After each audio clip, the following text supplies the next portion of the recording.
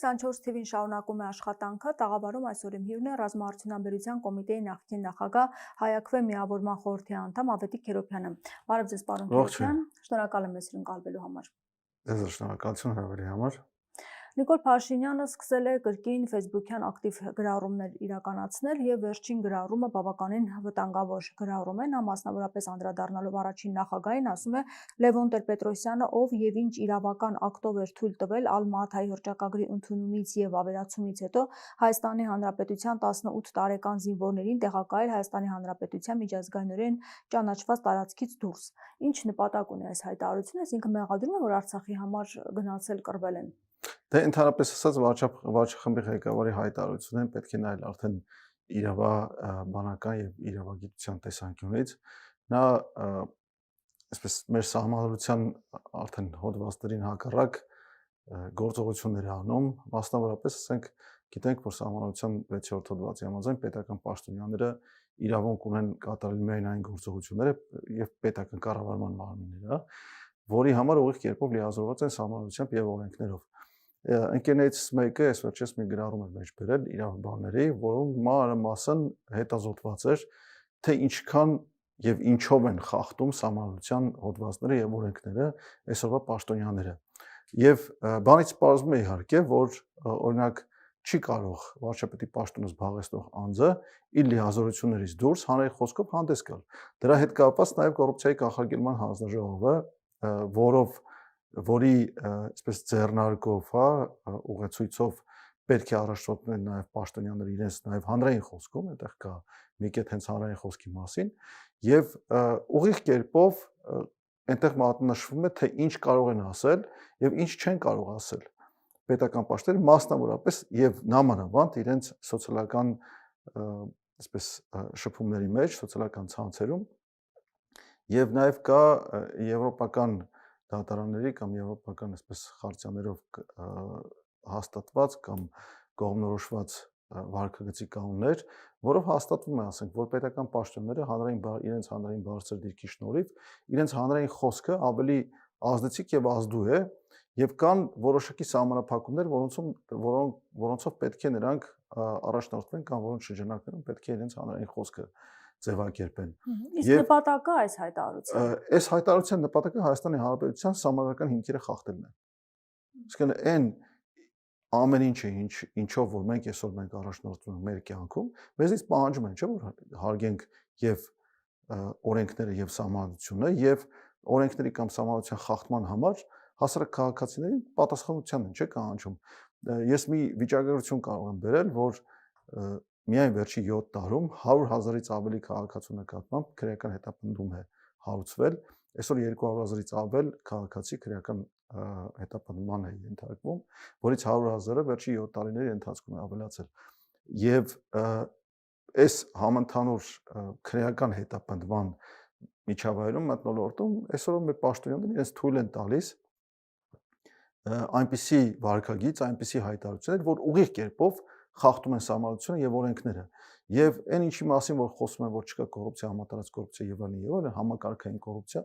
այ հենց այս անպատժելիությունը պետական պաշտոնյաների իրենց հանրային խոսքում, հանրային խոսքով եւ վարքագծով ուղիղ կերպով խախտելով սահմանադրությունը եւ օրենքները եւ դրա համար չպատժվելով ցույց է տալիս, որ կա համակարգային կոռուպցիա։ Կոռուպցիան մենակ փողով եւ կաշառքով չէ։ Կոռուպցիան իրենց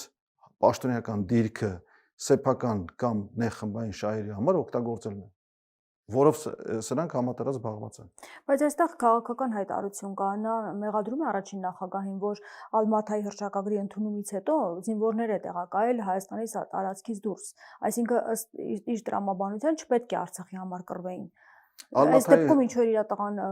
պատերազմին մասնակցում եւ բանակում ծառայել, իր կինը ինչ որ ջոկատ կազմում գնում, այսինքն ինչ նպատակ կա այս ամեն ինչում։ Դե արդեն ասացի, հենց Հայաստանի Հանրապետության սահմանադրական հիմքերը խախտելն է։ Ալմաթայի հռչակագրի մասին Նիկոլ Փաշինյանից բացի ոչ մեկ չի հիշում։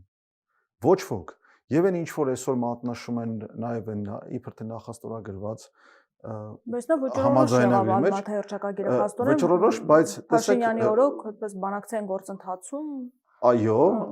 եւ դրանով հենց խախտվում են Հայաստանի Հանրապետության սահմանադրական հիմքերը։ Փաշինյանը իր վրա վերցրել է այդ հանձնարարությունը վերացնել հայկական պետություն պետականությունը։ Եվ այսօր բոլոր գործողությունները, ես արդեն նշեցի, նաև ինչ գործողություններով, նա խախտելով սահմանությունը եւ դրա համար պատասխանատվության չկանչվելով, խարխլում է Հայաստանի Հանրապետության պետականության հիմքերը։ Եվ դա իրականում արվում է շատ այսպես հեռատես, հեռահար նպատակով։ Տեսեք, հաջորդ իշխանությունների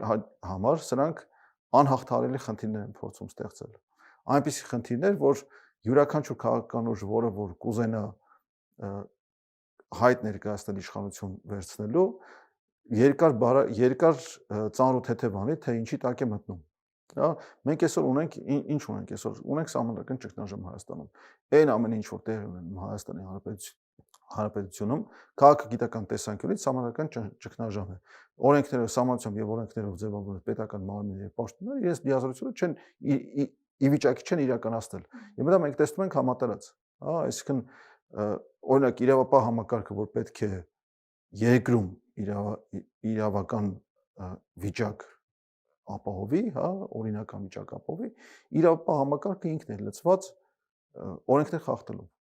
խախտելով, հա, համատարած տեսնում ենք։ Օրինակ Փարաքարի վերջին դեպքում մենք տեսանք, որ փաստորեն չկանխվեց այդ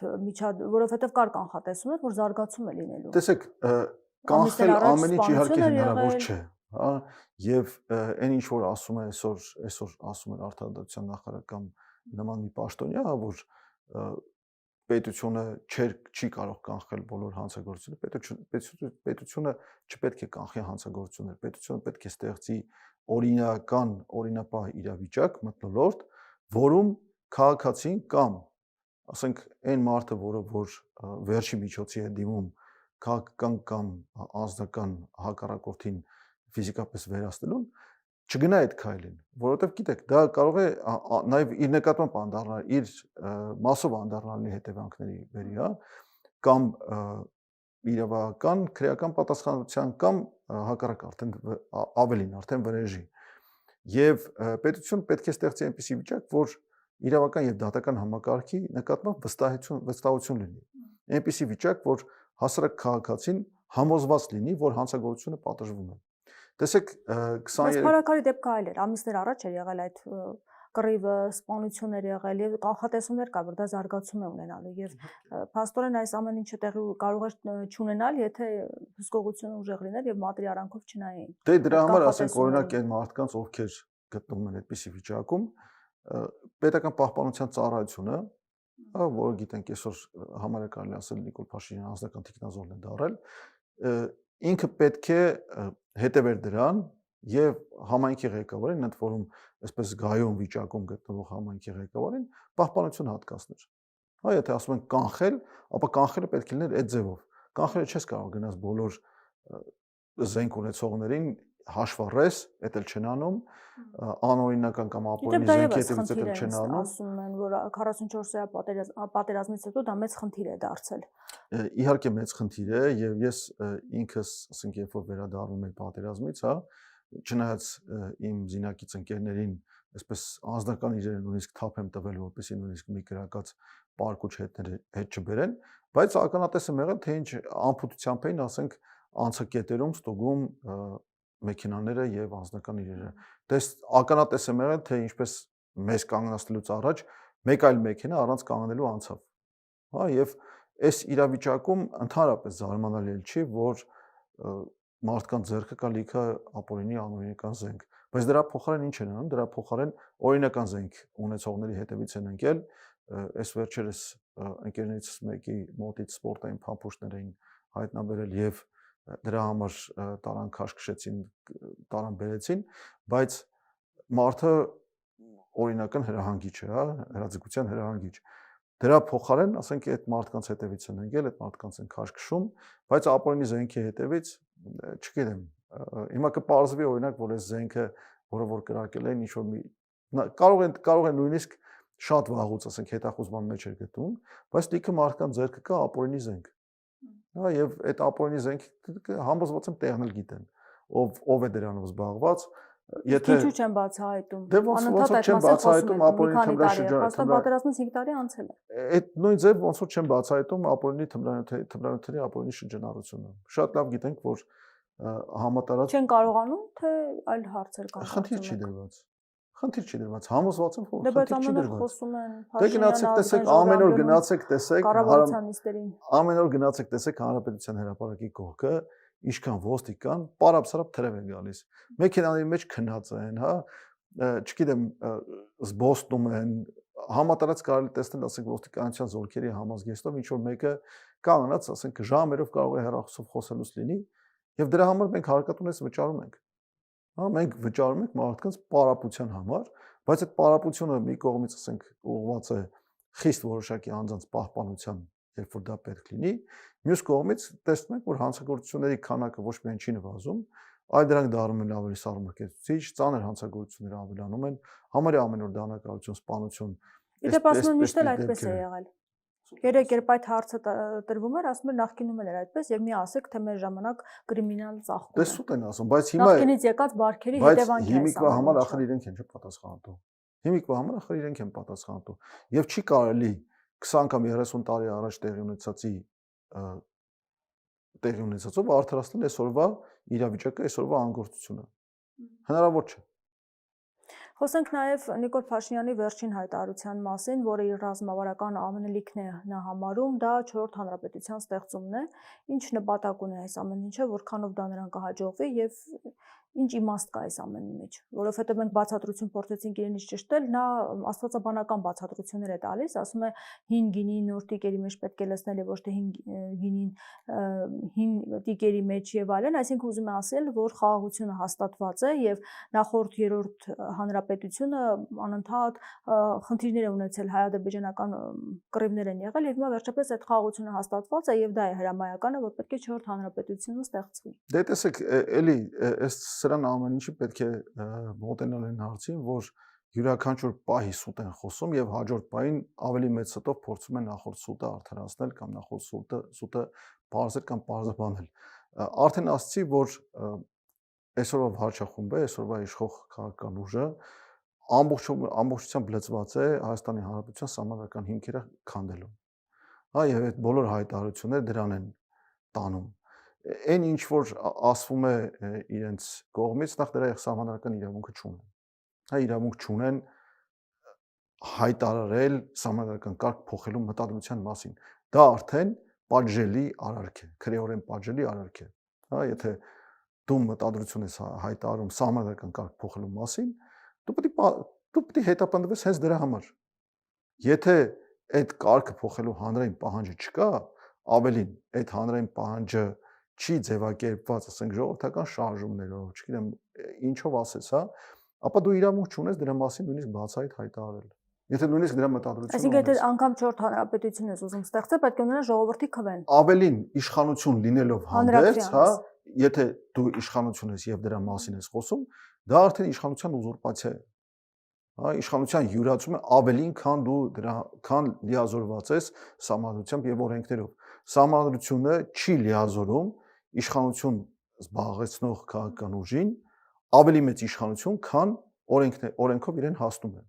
Իսկ օրենքով իրենց ինչ է հասնում։ Օրենքով իրենց հասնում է, օրինակ, նույն սահմանադրությունը, որ բացենք, հա, կառավարությունը պարտավոր է գործել իր մշակած ծրագրի շրջանակներում։ Իր ներքին եւ արտաքին քաղաքականությունը պետք է իր մշակած ծրագրի շրջանակներում իրականացնի։ Այսօր եթե բացենք կառավարության ծրագիրը 21-26 թվականների համար, որը ազգային ժողովում պետք է բերեն հաստատեն, նոր դրանից հետո դառնում են օրինական կառավարություն,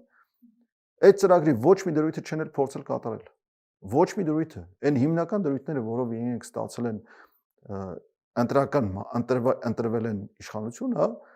այդ ծրագրի ոչ մի դրույթը չեն փորձել կատարել։ Հիմնական ես կուզեմ հիշեցնել, հա, ասենք որոշ դրույթներ։ Դա առաջնային հենց Արցախի հետ կապված։ Արցախի հետ կապված, այո։ Հա, ընդ որում պետք է հիշեցնենք, հա, 21 թվականի հունիսին տեղի ունեցան նախորդ խորհրդարանական ընտրությունները մեր ծանր կորուստներից հետո, հա, եւ երբ էլի պետք է հիշեցնեմ, որ հակասահմանարական գործողությունների արդյունքում, եթե Ալմատիի հռչակագիրս, ասենք, վկայակոչում, չես կարող Հայաստանի Հանրապետության սահմաններից դուրս գտնվող տարածքների վերաբերյալ համաձայնության գաս։ Հայաստանի Հանրապետությանն, ասենք, այն Հայաստանի Հանրապետությունի նկատի ունենք, որը պարփակված է ՀԽՍՀ վարչական սահմաններով, հա, Ալմատիի հռչակագիրը վկայակոչում։ Ինչի հիման վրա էս այդ դեպքում ասենք Քարվաճառի եւ Քաշաթաղի շրջանների մասին խոսում։ Ժամկետ պայմանավորում դրանք ազատելու կամ դրանք Ադրբեջանի տիրապետությանը Այսինքն այն հանձնելու ինչ որ մասին։ մեղադրում է Լևոն Տեր-Պետրոսյանին Ինքը կամ նախկիններին ինքն է ինքը արել։ առաջին հերթին դրանում մեղավոր է, այո։ Նիկոլ Փաշինյանը նաև խոսեց սահմանադրություն փոխելու մասին, բայց ասում է, որ դա արվելու է փաստորեն, երբ որ ինքը վերընտրվի դրանից հետո։ Որքանով է հնարավոր, որ այդ սահմանադրության նոր քվե կտա ժողովուրդը եւ ինչու որոշվեց, որ ընտրություններից հետո պետք է արվի։ Դե տեսեք, էլի այստեղ ստերի հետ գործ ունենք, հա։ Փորձում են բացատրել կամ արդարանալ, որ սա չի արվում Ադրբեջանի կամ Թուրքիայի պահանջներով։ Բայց մենք Ասում են հեղափոխությունից հետո ուզում ենք դա անել։ Չեն արել, չէ՞։ Փաստ է, որ չեն արել։ Փաստ է, որ Եվ հռչակագրի մասին առհասարակ չի խոսվել երբևէ։ Փաստը այն է, որ նախաբանից։ Այո, փաստը այն է, որ այսպես կոչված հեղափոխությունից, բայց իրականում դա իշխանափոխանցում էր, հա, մենք դրա մասին խոսել ենք, չի լինում այնպիսի հեղափոխություն, որ ասենք նախորդ ռեժիմի առաջնորդը հետապնդման չենթարկվի, հանգիստ ապրի երկրում։ Այդպիսի հեղափոխություն չի լինում։ Իսկական այս սրանով միայն ինչու՞ չհետապնդում քրեական գործեր է հարուցված։ Ինչպիսի քրեական գործեր, եկեք բանենք, հա։ Այդ մի քրեական գործը 500 միլիոն դրամանոց դիզելի գործով, դիզվառլիկի գործով քրեական գործ է։ Գնաց տապալվեց, էլի քրեական գործեր կներ, էլի գնան կտապալվեն, մանավանդ գիտենք, թե այսօր ասենք քնչական մարմինները ինչ անպուտությամբ են գործում, իրենք գիտեն մենակ մի բան, հա, անել գործ կարել եւ այնպիսի գործ կարել, որ ասենք հասարակ քաղաքացուն կարողանան ինչ-որ մի բան գլխին շինեն։ Բայց վերադառնանք սահմանադրության հարցին, հա։ Հիմա տեսեք, արդեն խոսում է ոչ թե սահմանադրության փոփոխությունների մասին, այլ նոր սահմանադրության մասին։ Ինչու՞, որովհետեւ սահմանադրությամբ ամրագրված է, որ սահմանադրության որոշ գլուխներ անփոփոխ են։ Հա, նախաբանը անփոփոխ է։ Այսինքն չի կարող նաև այդ եզրակացությունը ես համոզված եմ, որ սահմանադրական փոփոխությունների բարեփոխումների, այսպես կոչված հանձնաժողովը արդեն ուսումնասիրել է, արդեն հասկացել են, որ հնարավոր չէ սահմանադրական այնպիսի փոփոխություններ իրականացնել, որ այդ անփոփոխ գլուխները փոխեն, իսկ գիտենք, որ Ադրբեջանի պահանջները այդ անփոփոխ գլուխները փոխելն է, այսինքն դրա համար սահմանադրությունը չեն փոխում, մենք նոր սահմանադրություն ենք ընդունում։ Եվ դրանով իսկ հիմնավորվում է, որ սա արվում է Ադրբեջանի պահանջով։ Այդ նոր սահմանադրությունը արվում է Ադրբեջանի պահանջով։ Այդ պահանջը հստակ կերպով արտահայտվել է, այդ պահանջը ոչ միայն այսօր սահմանադրության մասով է արտահայտվելու, այլ ազգային խորհրդանիշերի մասով է արտահայտվելու, պետական խորհրդանիշերի եւ այլն եւ այլն։ Գաղ կպահանջեմ, որ մեր երագույնը չլինի, որովհետեւ այդ երագույնը նշան է, ասենք 18-20 թվականներում մեր 1918-20 թվականներում մեր ազատամարտի, մեր հաղթանակների թուրք նվաճողների նկատմամբ։ Այդ բոլոր խորհրդանիշները, որոնք խորհրդանշում են հայ ժողովրդի ազգային ազատագրական պայքարը, դրանից փորձելու են հրաժարվել, որովհետև դա են պահանջում մեր ողերիմ հարևանները։ Եվ մենք չենք կարող այսպես թույլ տալ, մենք եսի նկատի ունեմ հայ ազգը, հա, հայ այն ազգի այն մասը, ժողովրդի այն մասը, որին հայ է համարում եւ համարում է հայ ինքնության կրող։ Իսկ մենք պետք է հասկանանք, որ թուրքերը նաև հայկական ինքնության հետևից են եկել, չեն եկել մենակ ավետիքին կամ հերվիներին մորթելու, հա, հայկական ինքնությունը, հայկականության հետևից են եկել։ Եվ այն ամենը, ինչ որ կատարվում է այսօր, իրար վրա գցելով, մեկ թուրքերը ասում են, որ Ադրբեջանի հետ Հայաստանի հետ հարաբերությունը կարգավորի առանց նախապայմանների, այն էլ կգնա, բայց պարզ է, հա, որ արդեն այդ մի նախապայմանը կա, առնվազն այդ նախապայմանը կա։ Ցեղասպանության պահանջատիրությունը պետք է հասկանանք, որ այսօրվա Թուրքիայի Հանրապետություն կոչվածը ձևավորվել է հայ ժողովրդի եւ Օսմանյան կայսրության տարածքում ապրող այլ ժողովուրդների ցեղասպանության հետևանքով։ Հա, ոչնչացրել են այսպես ազգային փոքրամասնությունները եւ դարձել են դոմինանտ ազգ։ Ընդ որում պետք է ասեմ, որ օսմանները, հա, 1915 թվականին եթե մեծամասնություն էին կազմում, ապա չնչին էր մեծամասնությունը։ Հա, իրենք առավելագույնը 60% են կազմել բնակչության այն ժամանակ։ Եվ ցեղասպանության պահանջատիրությունից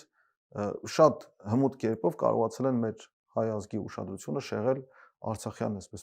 պայքարի պատերազմի ուղղությամբ, ընդ որում պետք է ասել, որ ազդեցության գործակալները այն ժամանակ էլ կարողացել են, ես նկատի ունեմ 90-ականների այսպես ժամանակաշրջանը, երբ մենք բոլոր իրավունքները ունեինք հենց հաղթողի իրավունքով, հա, եւ բնիկ ժողովրդի իրավունքով Հայաստանի իրավազորությունը տարածել ազատագրված տարածքների եւ Արցախի վրա, բայց չգիտես ինչի, այսպես նեղ խմբային շահերը եւ ազդեցության գործակալների միջոցով կարողացան անել հասնել նրան, որ հռչակվեց Արցախի անկախ հանրապետություն, երկու պետություն, այսպես խառնաշփոթ վիճակ։ Տեսեք այսօր Իսրայելը ինչ է անում, հա։ Իսրայելը սահմանադրություն չի ընդունել միայն մի պատճառով, որովհետև համարում է, որ այն հողերը, որը որ գտնվում են իրենց տիրապետության տակ, բավարար չեն իրենց անվտանգությունը ապահովելու համար, բավարար չեն իրենց ժողովրդի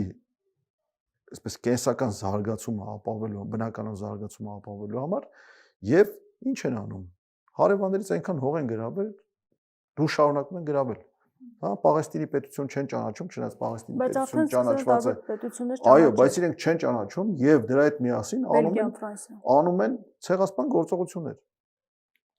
ՄԱԿ-ի հատուկ հանձնախումբը կազմված հենց Պաղեստինի հարցով արձանագրել է, որ Իսրայելը իրականացնում է ցեղասպան գործողություններ։ Ինչ ենք տեսնում, բացարձակ անտարբեր են դրա նկատմամբ, որովհետև թղթի վրա ձևակերպել են իրենց ազգային շահերը։ Թղթի վրա գրել են, որ պետք է հարևաններից բոլորից միասին վերցված ուժեղ լինել, որպեսզի կարողանան գոյատևել այդ երկրում։ Երբ Խորհրդային Միությունը փորձարկեց իր ատոմային ռումբը, իրենք էլ որոշեցին, որ պետք է իրենք էլ ունենան աշխարհի ուժեղների հետ հավասարի հետ խոսելու։ Իսկ մենք ինչ ենք անում այսօր, մենք անում ենք լրիվ հակառակը։ Մեր պետության իշխանությունը, հա, անում է լրիվ հակառակը։ Թուլացնում է մեր դիմակայունությունը, դիմադրողականությունը, խարխլում է մեր հիմքերը։ Եթե սահմանությունը այսօր ինչքան էլ որ թերություններ ունի, ասենք ես ինքս համաձայն չեմ պետական կառավարման կարգի հետ, հա, իմ նկատառումներ ունեմ, բայց ամեն դեպքում դա այն հիմքն է, որի շուրջ մենք կարող ենք նստել խոսել։ Մեր խոսակցության լեզուն այնտեղ նույնիսկ լեզուն է, հա, սահմանված, որ հայերենն է պետական եւ պաշտոնական լեզուն։ Բայց եթե դա չլինի, ոչ չեմ ուզում ասել, լավ, թուրքերեն էլ թող լինի, կամ ադրբեջանը ավելի վատ, ադրբեջանն էլ թող լինի պաշտոնական գրագործության լեզու։ Եթե մենք գնանք այդ ուղղությամբ, հա, կհանեն այդպիսի հոդվածներ էլ։ Պաշտոնական լեզուն հայերեն այդ հոդվածը կվերանա, եթե գնանք նոր սահմանության ուղղությամբ։ Դե ժողովուրդը պետք է ընտրի, թող չընտրի, ասում է, եթե այդպես է։ Ժողովուրդը իր ձայնը, իր քվեն պետք է տա։ Դե հաշվի առնելով նաև որ մտադրություն ունեն եւ թե ինչ գործողություններ են արել, օրինակ ընտրական համակարգը սեփականաշնորհելու ուղղությամբ, գիտենք որ ասենք այսօր կենտրոնական ընտրական հանձնաժողովի անդամների մեծ մասը քաղաքապայմանագիր կուսակցության անդամներ են եղել կամ են, հա, ապա պարզ է դառնում, որ ընտրություններ կեղծելու առաջ չեն կանգնելու, կկեղծեն ոչ միայն ընտրությունը, կկեղծեն նաև համանadrական հանրակրվե։ Դրա առաջ չեն կանգնելու, որովհետև պարզ հայտարարել են, որ գնալու են համանadrական մեծամասնություն կազմելու ուղղությամբ, որը իմիջիայլոց հակաժողովրդավարական է, իսկ մենք պետք է նայենք նաև այն տեսանկյունից, որ այսօրվա իշխանությունը չնայած հայտարարում են ժողովրդավարություն ամեն անկյունում, հա, բայց իրենք հակաժողովրդավարական են։ Իրենք դեմ են նրան, որպեսզի ունենան առողջ ընդդիմություն, դեմ են նրան, որ ունենան իշխանության ուժերի միջև, իշխանության թևերի միջև հավասարակշռման մեխանիզմներ, կողմ են նրան, որ սեփականաշնորհել են քաղաքական համակարգը, գործադիր իշխանությունը, դատական իշխանությունը եւ ամեն ինչ անում են այն ուղղությամբ, որպեսզի ազատ խոսք ընդհանրապես չհնչի։ ԶԼՄ-ների նկատմամբ, գիտեք, հարյուրավոր հայցեր կան դատարաններում, դա ոչ այլ ինչ է, քան նաև 4-րդ իշխանության ճնշում։ Նաև խոսենք այն մասին, որ իշխանությունը շատ վստահորեն ասում է, որ նոր իրողություն է անվտանգային հաստատվել Հայաստանում, այլևս խաղաղություն է, եւ պարզ դարձավ այսօր, որ 2026 թվականի պետական բյուջեով Հայաստանի պաշտպանության նախարարությանը հատկացվելու է 563 միլիարդ դրամ, 2025 թվականին պաշտպանական բյուջեն 664 միլիարդ դրամ է։ Կառավարությունը հաջորդ տարի պաշտպանական ոլորտի համար այս տարվա համեմատ նախատեսել է 101.5 միլիարդ դրամով պակաս ֆինանսավորում։ Ինչ բացատրություն ունի,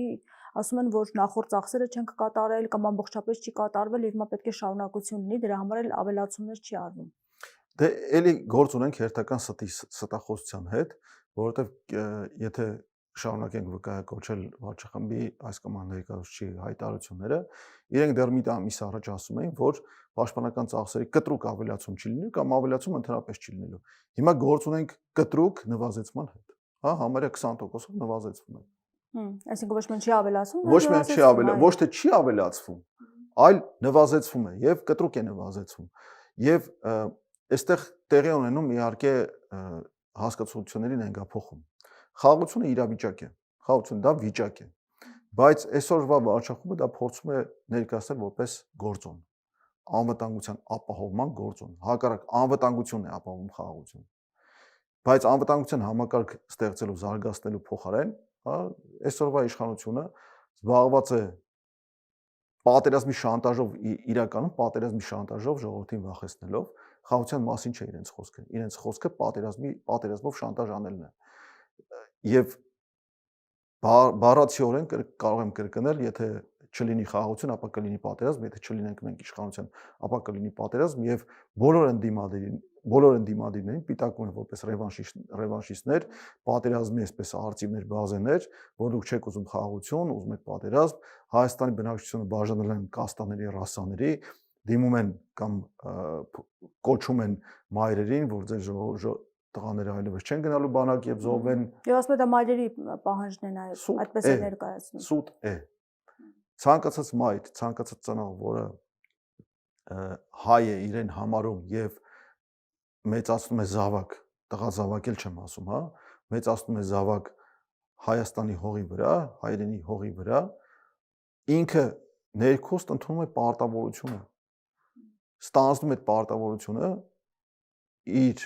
օրենքով սահմանված պարտականությունները, պարտքը չէ, էլի, պարտականությունները հայրենիքի պաշտպանության համար իրականացնել։ Մենք մեզ փորձում են զրկել ոչ միայն այդ պարտավորությունից, մեզ փորձում են զրկել նաև լիազորությունից, իրավունքից։ Պարտականությունների հետ է գալիս իրավունքները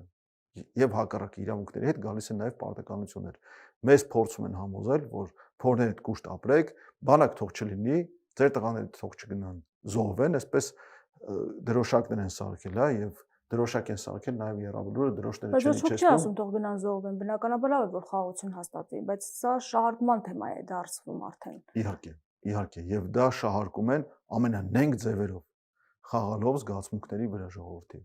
Եվ այդ զգացմունքներն էլ եւ զգացմունքային ցավերն էլ շատ թարմ են պահում, վերքերը թարմ են պահում։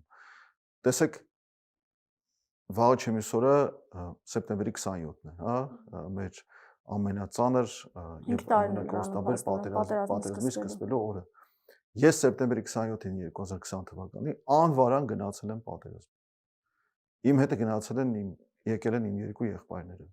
Հետս եկել են լիքը մարդիկ, որոնց ես նույնիսկ փողոցում կարող չհանդիպեի, որովհետեւ ընդհանրապես գործունեության տարբեր ոլորտներ են, հա մեկը հացթուխ է, մյուսը կոշկակար եւ այլն, բայց այդ մարդիկ անվարան եկել են պատերազմ։ Ինչի համար, որովհետեւ ոչ միայն պարտականություն ունեն, պարտականություն են զգացել, այլ նաև իրավունք են զգացել երկրի համար կանգնելու, զոհվողներ են եղել հենց իմ հետ եկողներից, հա, եւ վիրավորներ եւ այլն, բայց անտեսել այդ մարդկանց զոհողությունը, զոհաբերությունը, նվաստացնել, ստորացնել կամավորությունը, հրեշացնել կամավորությունը, ինչպես փորձում են անել, դա բայց հրեշացվում է դա։ Իհարկե, կամավորությունը չարիք է, ուղիղ մեջ են բերում վարչախմբի ղեկավարի խոսքերը։ Կամավորություն չպետք է լինի, կամավորության փոխարեն պետք է լինեն մասնագետներ, իհարկե իրենք ամեն ինչ անում, որպեսզի մասնագետները չլինեն, պրոֆեսիոնալ բանակը, տեսեք, այն ինչ որ մեջ են բերում, հա, պրոֆեսիոնալ բանակ ասելով, դա բոլոր ձևակերպումներով բացառում է զորակոչը։ Բայց եթե տեսնենք մենք ինչ իրավիճակի մեջ ենք հայտնվել անվտանգային եւ ինչպիսի ռազմատենչ հայտարարություններով են շարունակում հանդես գալ մեր ողերիմ հարևանները, այն օրը մեկը ասել էր, որ մենք մեզ իրավունք ենք վերապահում Հայաստանի տարածք մինչև 30 կիլոմետր խորանալ։ Պատկերացրեք, ինչ է նշանակում Ադրբեջանի եւ Թուրքիայի տարածքից Հայաստանի տարածք մինչև 30 կիլոմետր խորանալ։ Դա նշանակում մնաց Կոտայքի մարզը։ Հա, Կոտայքի մարզը մնաց մի քիչ Արագածոտնից, մի քիչ Լոռիից, մի քիչ էլ Շիրակից, բայց մնացածը արդեն վերջ, հա, եւ իրենց հայտարարություններով իրենք ընդհանրապես սահմաններ իրենք չեն դնում եւ շատ անկեղծ են իրենց հայտարարություններում, շատ անկեղծ են իրենց մտադրություններով։ Գիտեք ինչի, որտեղ նպատակներ ունեն դրած։ Նպատակ ունեն դրած Հայաստանը վերացնել։ Եւ այսօրվա վարչախումբը պաշտոնապես իրենց հայտարարել է գործընկեր։ Իրենք պաշտոնական գործընկերներ են։ Այսօրվա վարչախումբը ինչ անում է հայ ազգի, հայկական պետականության շահերի դեմ։ Վերադառնանք, եթե վերադառնանք, ասենք, պաշտպանական բյուջեի ծախսերի կրճատմանը, եւ այդ կրճատումը, եթե լավ այսպես հաշվենք, համարյա 14% կրճատում է անում, հա, ուրեմն մենք այնքան դեռ ունենք տեղ ծախսելու պաշտպանական անվտանգային ամուր համակարգ ստեղծելու, հա, որ ոչ թե պիտի 14% կրճատենք, այլ 140% պիտի ավելացնենք ամեն տարի, որպեսզի ստեղծենք այնպիսի անվտանգության եւ պաշտպանության համակարգ, որ մեր հարևանները նույնիսկ չմտածեն էլ մեր վրա հարձակվելու մասին։ Մենք պետք է ստեղծենք այնպիսի հնարավորություններ, որ կարողանանք զսպենք իրենց ախորժակները։ Կարողանանք ստեղծել այնպիսի հնարավորություն, որ մենք շատ երկար մտածենք եւ վերջո հրաժարվեն մեր նկատմամբ ռազմական ագրեսիայից։ Բայց այսօր ինչ անում վարչախմբը, լրիվ հակառակը, թույլատնում է մեր զգոնությունը, խաբում է մեզ, բայց դրա հետ միասին նաև պատերազմով շանտաժ է անում։ Եվ իհարկե, ասենք, Արարատի պատկերով Թուրքին նյարդայնացնելուց ընդամենը մեկ քայլ է պաշտպանական ծախսերը կրճատելը։ Եվ դա արվում է իհարկե թուրքերի պահանջով։ Իդեպ խոսեցիք, որ 5 տարին է նրանում պատերազմի սկսվելու, ազգային ժողովում նախաձեռնվել էր 44 օրյա պատերազմի հանգամանքները քննող հանձնաժողով, եզրակացություն արդեն ուղարկվել է զեկույցը ազգային ժողովի նախագահին, որը բացահայտումներ կարծում եք կլինի, թե ոչ, որովհետև մինչև այդ զեկույցի սկսել է հանձնաժողով ձևավորվելը, մեծ այսպես ակնկալիքներ էր հանրության մոտ ձևավորվում եւ դա հատուկ էր արվում իշխանության կողմից, որ այս հանձնաժողովը բոլոր հարցերի պատասխանը կտա, բայց մենք տեսնում ենք, որ հիմա լուռ են կարծես թե որևէ հստակ բացահայտումներ կամ այն ինչ որ ակնկալում էին իրենք բացահայտել չի հաջողվել կամ չկա։ Դե սկսենք վերջից, նախ այդ հանձնաժողովը օրենքի բազմաթիվ խախտումներ է թույլ տվել։ Եվ սկսվելուց հետո 1-2 անգամ երկարացվել է հանձնաժողովի գործունեության ժամկետը, դրանից անցել է մոտ 1 տարի։ Դա շատ նյութեր կային, պետք է ուսումնասիրեինք, չենք կարող։ Հիմա եթե օրինակ շատ նյութեր կային, հա, պետք է ամեն ինչ ուսումնասիրել, ինձ այդ հանձնաժողովը չի կանչել։ Ես նախապատերազմյան շրջանում, մինչև 2020 թվականի փետրվարի 10-ը, եղել եմ պաշտպանության ոլորտում բարձրաստիճան պաշտոնյաներից մեկը։ Հա, եղել եմ, լավ, քաղաքականությունը չեմ իրականացնել, բայց վարչական հավանաբար խնդիրներ չեն տեսել կամ ինչով է բացատրվում դա։ Դե այն քիչ պաշտոնյանից եմ եղել նաև, որ նաև ուղիղ կերպով մասնակցել այդ պատերազմին, հա։ Ու առաջին օրից մինչև վերջի օրը եղել եմ առաջնագծում։ Ինձ էլ գոնե պետք է կանչեին հարցնեին։ Բայց տեսնում ենք նաև, որ ասենք Տոնյան Դավիթին կանչել են, հա, ինչ որ բուտաֆորիկ հարցաքննություն են այնտեղ իրականացրել, բայց ամենակարևոր հարցերին պատասխան չեն տվել։ Ինչու դադարեցվեց օրինակ զորակոչը։ Կամ ինչու եւ ԶԼՄ-ներն էլ իմիջայլոց այդ հարցերը պարտավոր են տալ։ Ինչու հոկտեմբերի 10-ին կնքված զինադադարը խախտվեց հայկական կողմի մեղքով։ Ինչու։ Ով էր դրա պատասխանը։ Իհարկե,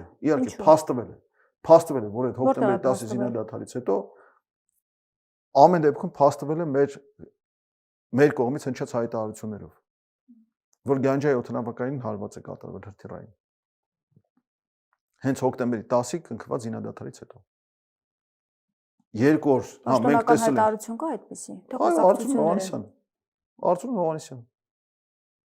Ով է տվել այդ հրամանները հրադադար խախտելու։ Ով է։ Չէ, որ իրենք են խախտել, դա եմ հարցնում։ Արեգ Հարությունյանն էլ այդ մասին խոսել, բայց որ Հայաստանն է խախտել։ Հայաստանն է խախտել։ Դրա մասին կան վկայություններ։ Բայց կան վկայություններ նաև այն մասին, ուղիղ հայտարարություններ, հա, պատերազմի ժամանակ նախապատրաստվող գործողությունների մասին արտասահմանյան ԶԼՄ-ներին հարցազրույցներ։ Այդ ով է տվել այդ իրավունքը։ Ով է իրավունքը տվել բացահայտել զորքերի գործողություններ կամ գործողությունների պլաններ։ Ով է տվել այդ հարցազրույցները։ Նիկոլ Փաշինյան։ Ուղիղ կերպով հարց տվել են կամ ԶԼՄ-ները շարունակում են արդյոք դրա մասին բարձրաձայնել։ Պետք է բարձրաձայնվեն այդ հարցերը։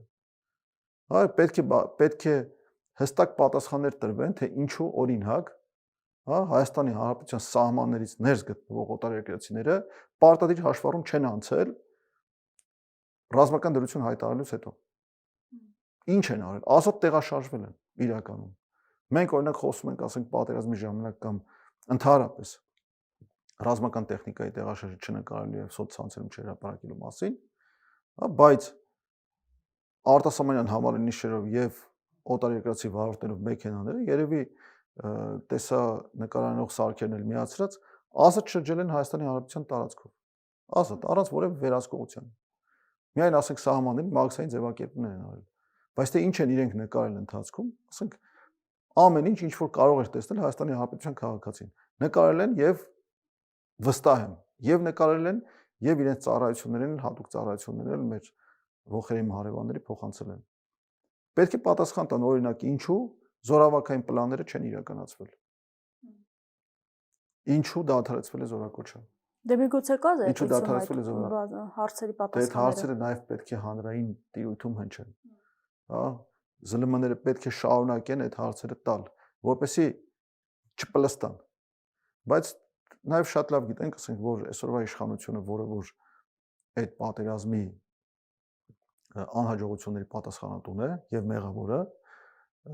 ինքը ամեն ինչում շահագրգռված է, որպեսզի այդ հարցերը, այդ զեկույցում, նույնիսկ եթե արծարծվել են, այդ հարցերը հանրային հասարակություն չստանան։ Ուղիղ համոզված եմ։ Շնորհակալ եմ զրույցի համար։ Ձեզ շնորհակալություն։ Զրուցակիցս Հայ Ակվե միավորման խորհրդի անդամ Ավետիք Քերոփյանն էր։ Շարունակեք մեզ հետևել, կհանդիպենք։